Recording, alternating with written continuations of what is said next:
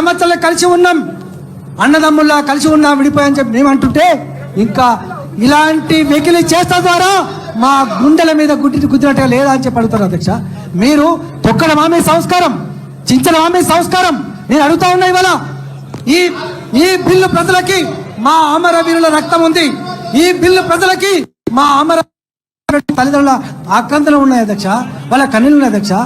ఒక్కొక్క బిడ్డ ఇవాళ ఈ బిల్లు మామూలు బిల్లు కాదు, ఈ బిల్లు 60 ఒక రాష్ట్రం రావాలని, ఆ రాష్ట్రంలో మాకు ఉద్యోగాలు రావాలని, ఆ రాష్ట్రంలో మా పంట నీళ్లు రావాలని, దుబాయ్ బతుకులు పోవాలని, బొంబాయి బతుకులు పోవాలని, ఒక్క మాటలో చెప్పాలంటే ఆకలి కేకలు లేని, ఆత్మహత్యలు లేని ఒక సుసంపన్నమైన రాష్ట్రం చూడాలని చెప్పి మా ప్రజలంతా కూడా